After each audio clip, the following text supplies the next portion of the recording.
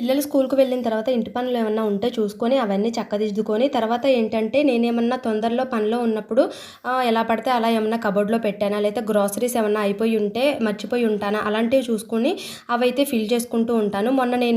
మొన్న నేను ఈ తాటి బెల్లం వీడియో పెట్టాను కదా! చాలామంది ఏమన్నారనంటే మా దగ్గర తక్కువ రేటు సిస్టర్ అలానే ఇది ఏంటి అని కూడా కొంతమంది అడిగారు.